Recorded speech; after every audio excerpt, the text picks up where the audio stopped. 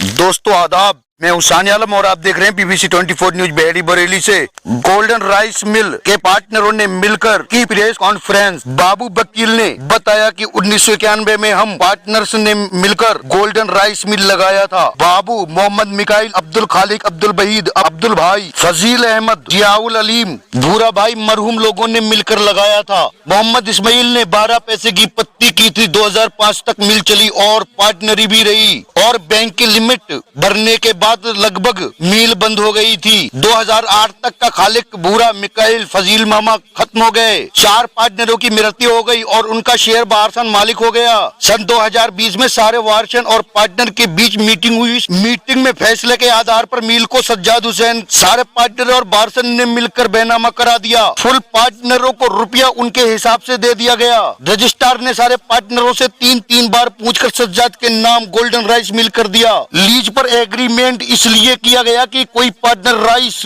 मिल को अकेले न बेच सके। जब भी बिकेगा तो सर्वसहमति से बिकेगा और सर्वसहमति से मिल बिक भी गया। नफीसा बेगम के तमाम पार्टनर डीड ने दावे खारिज करते हुए कहा कि कोई भी पार्टनर अकेला किसी भी हालात में मिल नहीं बेच सकता जब तक सारे पार्टनर और मालिक की सहमति ना हो। हमने कोई भी ऐसी चीज नहीं बेची जिसका नफीसा बेगम से लेना देना हो। बैनामे के ऊपर बैनामा होता है। बिना सहमति के किसी भी प्रॉपर्टी नहीं बिक सकती। हमारे फर्म न्यू गोल्डन 1 नंबर में बिजनेस की थी। बताया लीड डीड फर्म के नाम होती है और लीड डीड किसी को जिम्मेदार बना दिया जाता है। लगाए हैं परवेज आलम की माने, उनकी अपनी निजी संपत्ति नहीं है ये।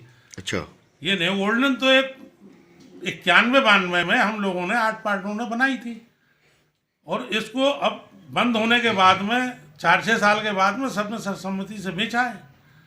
और परवेज आलम की आलम ये कह के अगर आती हैं कि वो न्यू गोल्डन को हड़पना चाहते हैं, तो हड़पने वाली चीज़ तो उनकी संपत्ति है ही नहीं। वो संपत्ति तो पार्टनरों की है,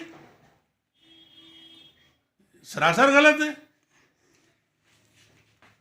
और जिसका के 9 नवंबर को चौकी के अंदर थाना अध्यक्ष की मौजूदगी में सारे पार्टनरों को थाना अध्यक्ष ने बुलाया। बुलाने के बाद में सारी बातें सब पार्टनरों से पूछताछ की।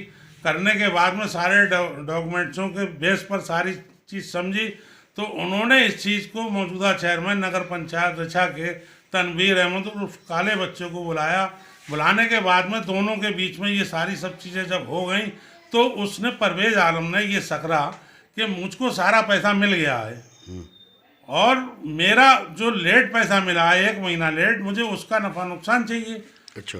तो उसमें थाना अध्यक्ष और तनवीर अहमद और काले बच्चे ने दोनों ने बैठ के हम सब पार्टनरों के बीच में ये फैसला किया कि परवेज आलम को इतना पैसा 4.5 लाख रुपया और दिया जाएगा, जो कि लिखतम में है। सारी चीज़ लिखी हुई है थाना अध्यक्ष के पास, सबने साइन किए, जो पार्टनर थे सबने साइन किए हैं।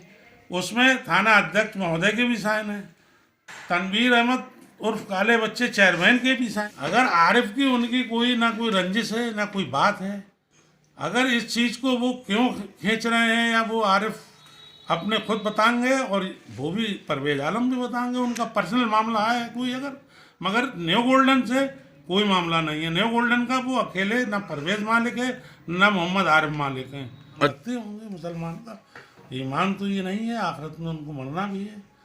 तो ये चीज़ें जो हैं माँ को बच्चे की, गलत बच्चे की बिल्कुल हिमायत नहीं करना चाहिए। ऐसा है, रिछा में जो नेपाल में पैसा मरा था वो मेरा अकेला नहीं मरा था, 3 राइस मिलर्स का पैसा मरा था।